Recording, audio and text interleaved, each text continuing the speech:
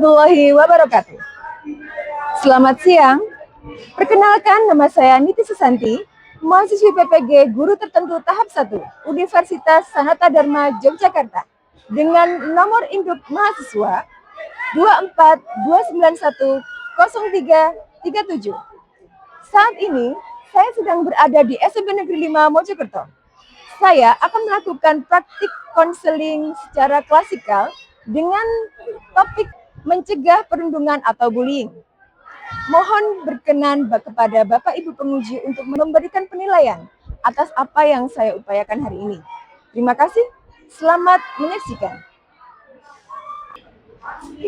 Assalamualaikum warahmatullahi wabarakatuh. Selamat pagi menjelang siang, salam sejahtera untuk kita semua. Bagaimana kabarnya hari ini? Baik, sehat. Oke, sebelum kita mulai pembelajaran, mari kita awali dengan berdoa agar apa yang kita pelajari hari ini menjadi berkah untuk kita semua. Berdoa menurut keyakinan masing-masing, disilahkan. Selesai. Siapa yang tidak hadir hari ini? Sekretaris mana sekretaris? Masuk semua ya? Oke. Tadi waktu Bu Santi masuk ke sini, udah ada yang teriak-teriak, Bu, pembulian. Lagi ada apa sih tadi? Hah? Oke, silakan Anda berdiri. Semua menghadap ke sebelah kanan. Oke. Sudah menghadap ke kanan semua? Silakan raih pundak teman Anda. Silakan Anda pijit.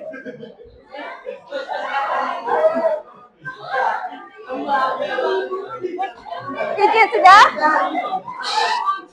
Tepuk.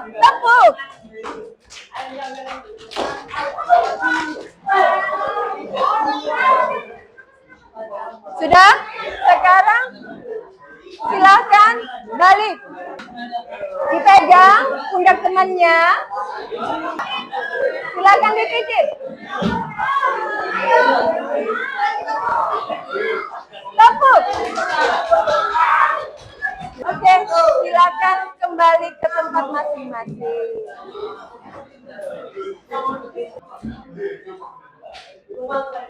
Oke, kembali lagi ya. Tadi sekilas kita bahas tentang perundungan, pemukulan, Bu. Tindakan untuk menyakiti orang lain karena adanya perbedaan kekuasaan. Kekuasaan dalam hal apa? Mungkin dia memiliki jabatan tertentu di kelas mungkin, atau mungkin dia paling dipercaya. Kemudian dia menyalahgunakan kekuasaannya untuk membuli orang lain. Nah, yang kita bahas hari ini adalah supaya kita semua bisa membedakan bahwa ada 4 macam bullying. Bukan hanya sekedar pemukulan, olok-olok ya. Ternyata bullying itu ada banyak sekali macamnya. Yang pertama adalah bullying fisik yang bisa kita rasakan di tubuh kita, meninggalkan bekas, luka atau lebam, bahkan kematian ya. Lalu ada yang kedua yaitu bullying psikis. Berupa olok-olok ya, panggilan yang tidak disukai. Lalu bullying verbal yang disampaikan secara lisan, dan yang terakhir adalah cyberbullying. Yang kedua yaitu kita dapat mengidentifikasi siapa sih yang dikatakan sebagai korban dan siapa yang bisa dikatakan sebagai pelaku bullying. Yang ketiga, kita dapat memerinci dampak-dampak bullying itu dan menolak perilaku bullying. Dan yang terakhir yaitu kita dapat menentukan langkah-langkah pencegahan bullying. Kira-kira ada yang tahu apa bedanya bullying dengan bercanda? Ada nggak yang pernah dihina, diolok-olok di sini? Silakan tunjuk tangan yang menjawab iya. Adakah di sini yang pernah diejek, dihina, diolok-olok? Nggak apa-apa, silakan tunjuk tangan. Berani? Adakah di sini yang pernah dipukul, dicubit, didorong? Wow, banyak sekali. Udah dipukul, di video lagi, Bu. Waduh. Adakah di sini yang pernah diancam? Wow. Yang pernah, ada nggak yang pernah dirusak atau disembunyikan barang pribadinya oleh teman? Wow. Oke, sabar. Yang terakhir, pernah melihat teman dibully? Silakan tunjuk tangan. Pernah melihat teman dibully? Ikutan. Oke. Orang bilang itu bercanda, padahal itu bullying. Apa bedanya bullying dengan bercanda? Ya, silakan. Oke. Entah itu perkataan atau perbuatan itu menyebabkan sakit hati, Bu Santi. Oke, good. Bagus. Ya, benar sekali. Kalau bercanda itu tidak menyakiti hati. Ya. Tidak menyakiti hati dan fisik. Tidak juga mengintimidasi, tidak menyudutkan, tidak mempermalukan, dan tidak membuat orang lain takut, cemas, dan tertekan. Kalau bercanda. Tetapi kalau misalnya tindakan kita itu sebaliknya, menyakiti hati, menyakiti fisik, mengintimidasi, menyudutkan, bikin malu, membuat orang lain takut, cemas, dan tertekan, itu yang dikatakan dengan bullying. Jenis bullying, seperti yang Ibu sampaikan di awal tadi, ada 4 ya jenis bullying. Yang pertama adalah bullying fisik. Ini yang bisa kita rasakan, yang bisa kita lihat perubahannya, entah itu berupa lebam, entah itu berupa kecacatan fisik, bahkan kematian.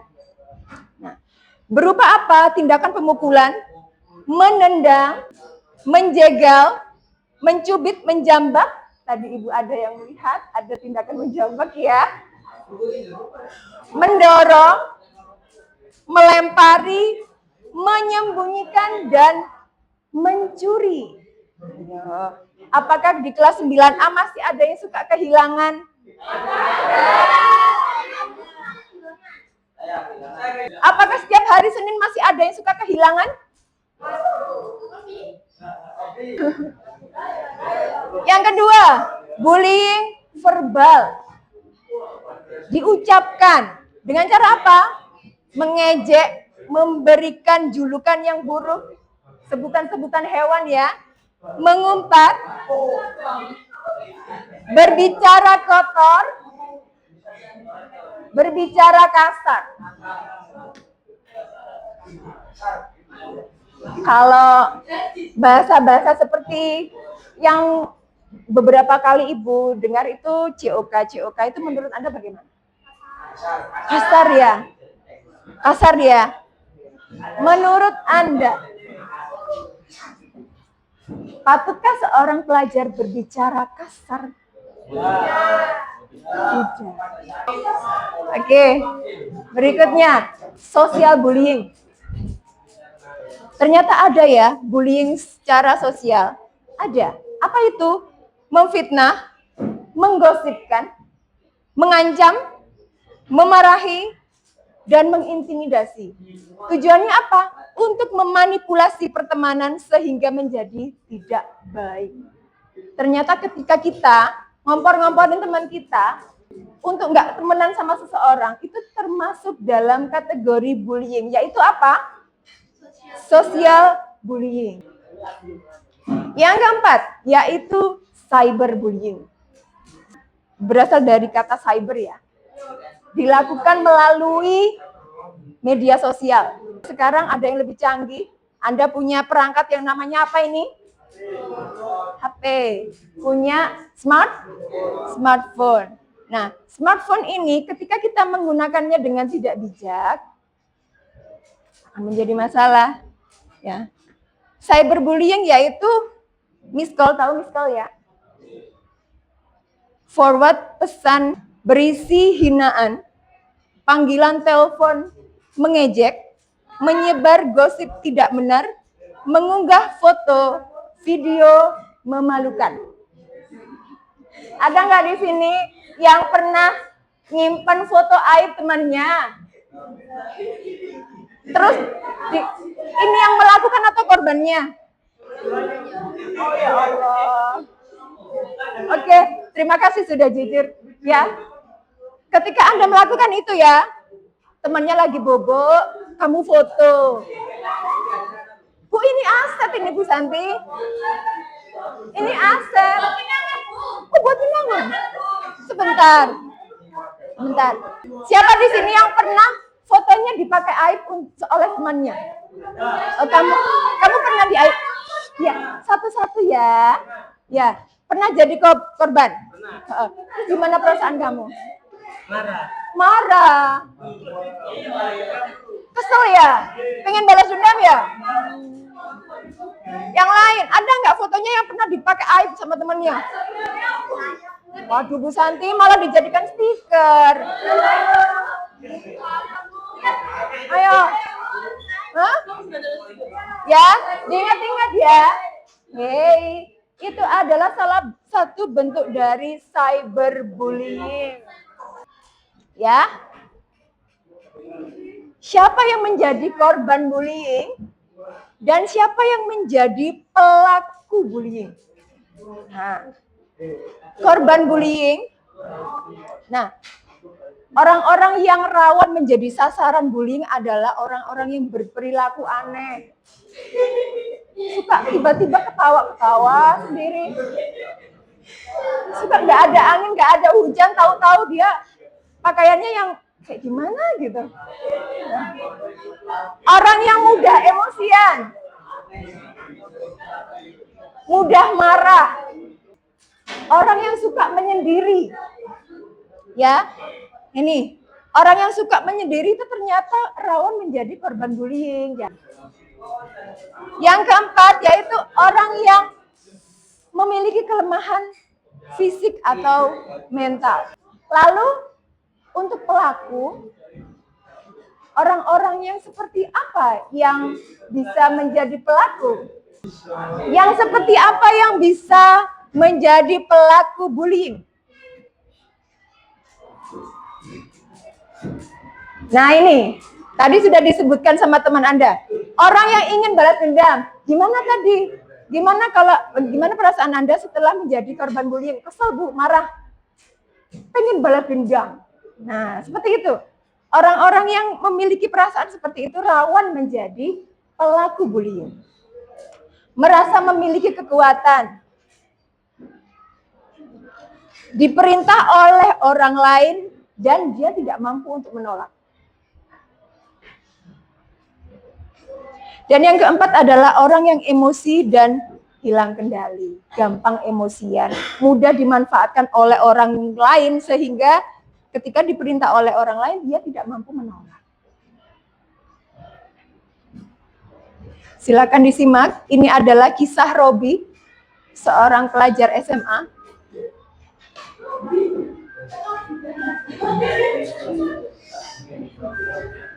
Suaranya kecil sekali.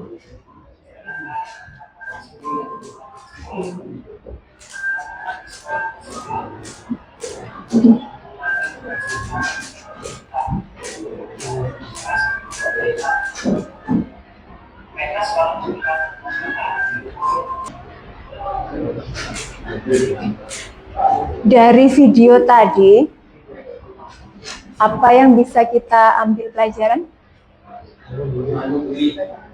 Jangan membuli. Apalagi di sana tadi ada berapa jenis bullying? 2, apa saja nak? Oke, cyber good. Oke, bullying verbal, bullying sosial ya. Ya, tadi kan kita lihat di sana seorang Robi, ya, betul namanya Robi ya. Robi tadi terlihat dia tidak ada teman, maka menjadi seseorang yang introvert, tidak memiliki teman itu sangat tidak baik untuk diri sendiri maupun orang lain. Dampak bullying, ternyata baik pelaku maupun korban sama-sama terdampak dari aktivitas bullying ini. Korban akan beresiko mengalami cedera, luka, sakit, dan resiko terberatnya adalah mengalami kematian. Jika bullying ini dilakukan secara fisik. Korban juga beresiko mengalami kecemasan, takut, tertekan, dan trauma. Kira-kira di kasus Robi tadi apakah mengalami ini? Iya. Kalau ini? Tidak ya? Oke. Nama baik tercemar. Kalau misalnya bullying itu berupa kayak fitnah, gibah gitu ya, sesuatu yang tidak benar, iya, benar. Akan tercemar nama baik kita. Lalu hubungan sosial terganggu seperti yang kasusnya Robi tadi ya, dijauhi oleh teman-temannya. Dan perasaan terancam. Ini yang dialami oleh korban. Sedangkan pelaku, nah ternyata pelaku juga ada dampaknya ya. Ketika kasus tersebut menimbulkan luka atau bahkan menyebabkan kematian, pelakunya terancam hukuman pidana penjara. Walaupun Anda sekarang berstatus sebagai anak, sekarang sudah ada penjara anak. Apapun bentuknya. Alah Bu, cuman cyberbullying saja. Alah Bu, cuman social bullying saja. Nah, resikonya paling Anda dijauhi teman, tapi ya tidak paling ya. Anda suka nggak dijauhi teman? Suka nggak ditemani gara-gara suka ngelakuin bullying sama teman-temannya? Nggak suka kan? Kalau pas kelompokan Anda sendiri yang nggak punya teman, suka? Nggak kan? Nah, lalu yang terakhir adalah denda. Nah, ketika korban dari bullying itu mengalami cedera atau kerugian fisik maupun misalnya barang-barangnya ada yang rusak karena Anda melakukan bullying kepada si korban, Anda juga harus mengganti rugi kepada korban. Kira-kira senang nggak Anda disuruh ganti rugi? Enggak kan? Cara mencegahnya bagaimana Bu Santi? Supaya saya tidak jadi korban bullying. Ya, ada beberapa cara yang bisa Anda lakukan untuk supaya kita tidak menjadi korban bullying. Yang pertama, hindari pelaku. Kalau Anda sudah tahu dia suka ngebully, usahakan tidak mencari gara-gara yang sekiranya membuat dia punya bahan untuk dibullying kita. Seperti itu. Lindungi calon korban. Anda kan Anda tahu teman Anda ini rawan menjadi korban bullying. Temani. Setidaknya Anda, kalaupun tidak bisa menolong, Anda bisa menjadi saksi. Ya, tindakan apa saja yang dilakukan oleh pelaku. Yang ketiga, cegah aksi pelaku. Cegah aksi pelaku ini mungkin yang pertama, tindakan pencegahannya sebelum terjadi, apa yang bisa kita lakukan? Mengingatkan. Kalau seandainya kita sendiri tidak mampu, kita tidak berani mengingatkan teman kita, waduh Bu, saya nggak tahu nanti, jangan-jangan malah saya yang dibully. Apa yang bisa kita lakukan? Laporkan. Kepada siapa? Kalau Anda di sekolah, silakan lapor kepada Bapak Ibu guru, kepada penjaga sekolah juga boleh, kepada satpam, kepada petugas kantin. Nanti mereka akan terhubung kepada tim ketertiban atau TPPK yang ada di sekolah. Seandainya Bu Santi, perundungannya sudah terlanjur terjadi. Bagaimana? Ini adalah salah satu kasus perundungan yang baru saja terjadi menimpa teman kita di Kabupaten Blitar, Jawa Timur.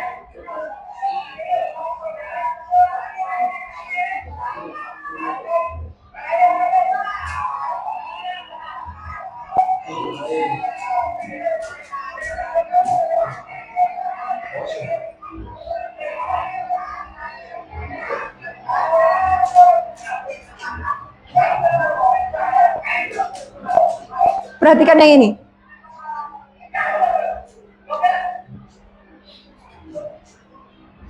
Kalau seandainya Anda berposisi sebagai korban dalam kasus itu, apa yang Anda rasakan? Marah. Oke, marah. Lalu membela diri. Apa? Iya, silakan tunjuk tangan, berikan pendapat Anda.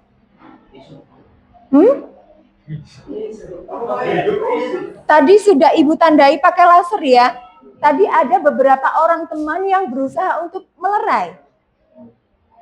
Ya, itulah pentingnya Anda punya teman.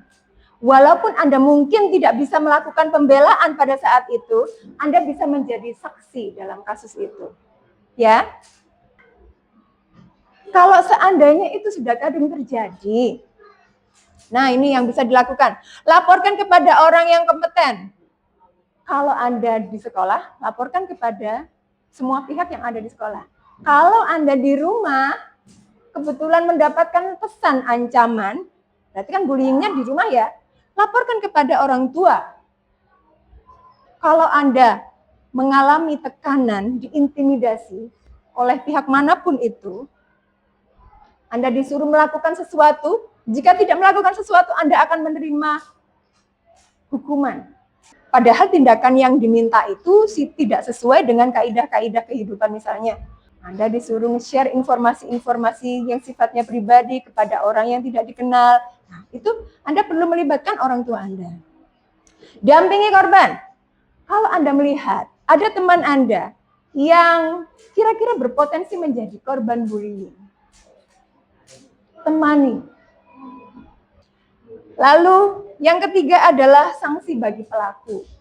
Kalau seandainya tidak ada pendampingan kepada korban, itu tadi kan kasusnya mencuat, begitu ada yang melaporkan. Maka perlu sekali ada pihak lain yang tujuannya untuk meminimalisir terjadinya atau menekan dampak dari bullying itu. Supaya tindakan bullying ini tidak semakin berlarut-larut. Kenapa tindakan bullyingnya berlarut-larut? Karena pelakunya tidak sadar, tidak menyadari bahwa yang dilakukannya itu adalah tindakan bullying. Simpulannya dari kegiatan kita pada hari ini. Kira-kira bullying itu menguntungkan atau tidak? Yang tadi menjadi korban bullying, boleh Ibu minta pendapatnya? Kalau menurut kamu bullying itu menguntungkan atau tidak? Tidak. Tidak. Kenapa, Nak? Karena dapat merugikan pelaku maupun korban. Iya. Dampaknya buruk. Kalau menurut kamu sebagai seorang korban, apa dampak yang kamu rasakan? Malu. Ya, malu. Emosi. Ingin membalas ke orang yang membuat itu atau ke orang lain? Ke orang yang melakukan bullying itu ya. Yang tadi merasa pernah melakukan bullying selain teman Anda yang di sana.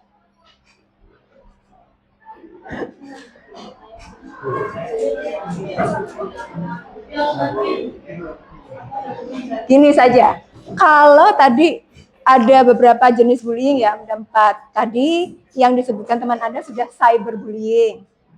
Sekarang kalau misalnya physical bullying, ada untungnya enggak? Tidak. Kira-kira apa yang menyebabkan Anda berpendapat bahwa jenis bullying, physical bullying itu tidak menguntungkan? Oke, good. Karena buat apa menyakiti orang? Ya, kemampuan untuk memahami orang lain, memanusiakan sesama manusia itu sangat penting. Ya, karena kita manusia diberi akal dan juga hati. Ya, sebelum melakukan sesuatu kepada orang lain, pikirkan dulu dampaknya. Kira-kira kalau saya melakukan ini kepada teman saya, bagaimana ya perasaannya? Kira-kira saya maukah diperlakukan seperti yang saya mau lakukan kepada teman saya? Seperti itu. Itu yang dinamakan dengan memanusiakan manusia. Yang kedua, jangan gunakan alasan bercanda untuk membuli. Lalu yang ketiga, tingkatkan empati terhadap sesama. Pahami bagaimana perasaan orang lain ketika kita melakukan itu kepadanya. Bisa ya?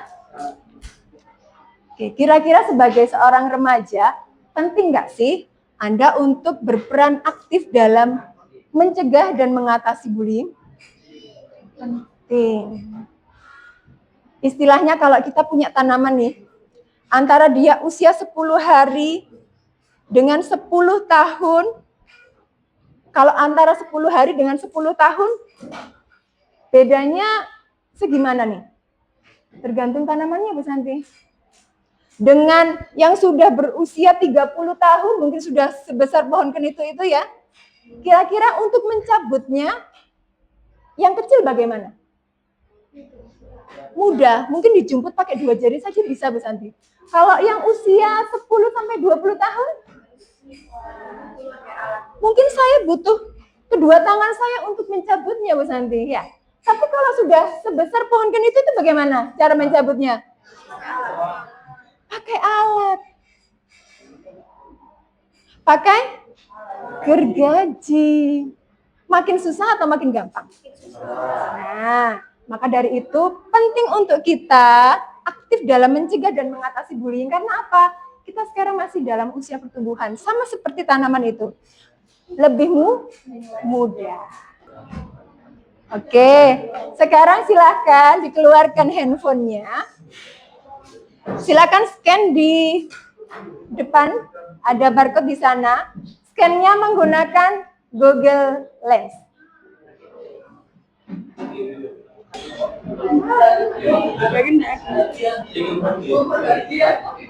Kalau tidak bisa, masukkan yang ini ya.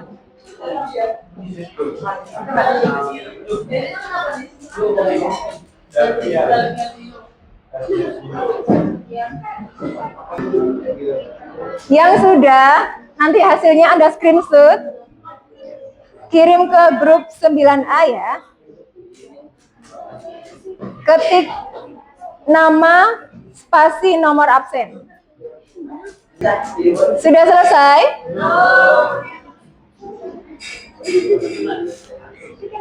Yang belum boleh dilanjutkan nanti ya. Oke. Silakan diletakkan dulu handphonenya. Dari topik kita tentang mencegah bullying tadi, apa yang kita pelajari hari ini? Oke, bullying. Apa? Oke, jenis-jenis bullying. Apalagi?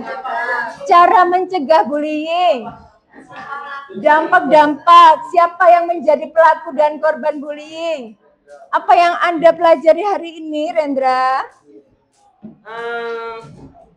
Mengetahui apa itu bullying dan dampaknya. Oke, dampaknya. Apa itu bullying dan dampaknya? Kira-kira setelah ini bakal ngelakuin bullying lagi nggak sama temennya?